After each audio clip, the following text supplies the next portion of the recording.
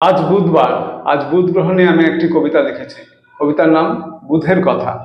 বুধ হলো বালক গ্রহ। বুধ অতি বুদ্ধিমান, বিশ্লেষণে সবার সেরা, স্মৃতিসুধায় ঋদ্ধমান।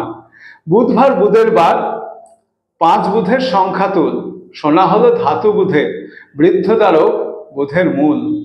সবুজ কারে বুধের বারে বুধের মূল ধারণ হয়। পান্না হলো রত্ন বুধে, শুক্র রবি বন্ধুদ্বয়। সমহল তিনটি গ্রহ, শনি গুরু ও মঙ্গল। চন্দ্রপিতা শত্রু বুধে, মাতা তারা যা সম্বল। গ্রহ বুধের দুই দিকে তাপের ভীষণ ফারাক হয়।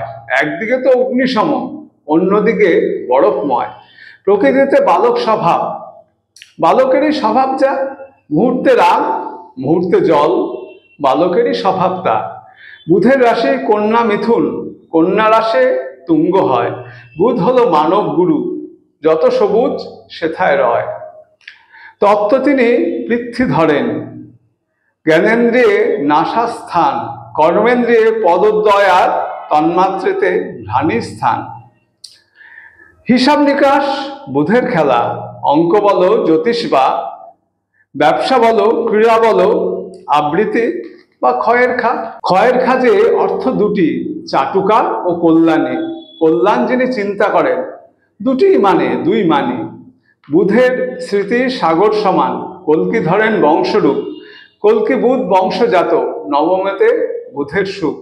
নবম থেকে বংশ বিচার, বুধ যদি হন তুঙ্গি ধী। সক্ষেত্রেতে বুধের স্থিতি, স্মৃতি মেধায় গণেশজি। গণেশ বাবার তুঙ্গি যে বুধ, বৃহস্পতির প্রবল ভাব। হতে গণেশ বুদ্ধ জ্ঞানী, মাগো বুধের আশীর্বাদ। গাছপালারই সেবা করো, শিশুদেরও খাওয়াও ফল।